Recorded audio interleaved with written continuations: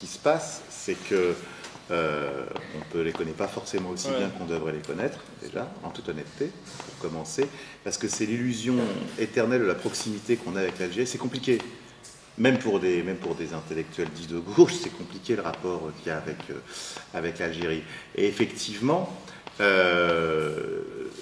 qu'on attend certainement, enfin, je ne pense pas être le seul à dire ça, mais ce qu'on attend effectivement, c'est que ce sont des intellectuels laïcs, parce qu'ils sont en première ligne d'autres choses, d'autres difficultés majeures.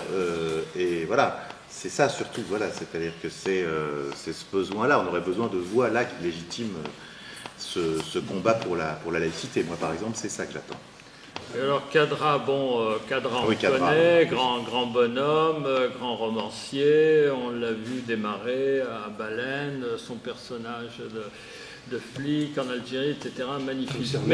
Mais peut-on, moi je serais incapable, et je m'en excuse, d'aligner 5 noms d'un télo algérien. Et là, franchement, moi quand le thème de l'Algérie vient, j'ai toujours un grand chagrin, parce que je trouve qu'il y a eu un ratage formidable entre la France et l'Algérie.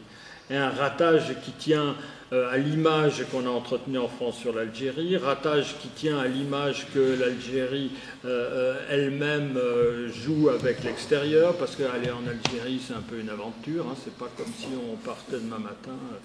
Voilà, il y aurait pu y avoir, et j'espère que demain il y aura, entre ces deux pays qui sont quand même sacrément proches et entre ces deux peuples qui sont forts, il y aurait pu avoir une aventure incroyable, et pour l'instant je pense que c'est un gâchis complet.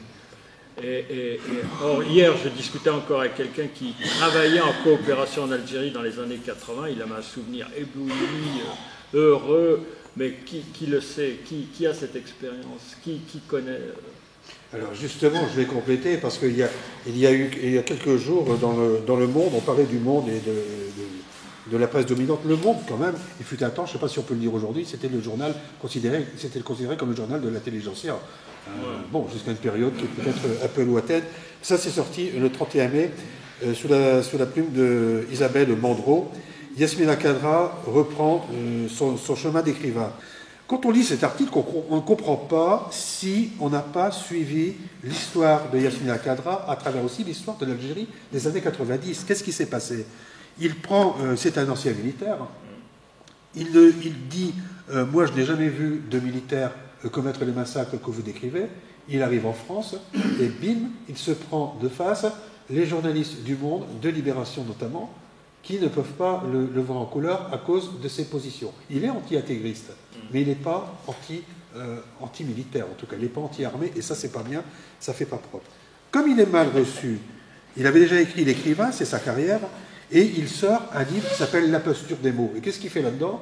Il dénonce, il donne les noms des intellectuels qui l'ont reçu comme ça, et des journalistes. Alors, la frontière entre intellectuels et les journalistes, on la voit là. 15 ans plus tard, Isabelle Mandreau, Le Monde. Et on règle ses comptes. Voilà.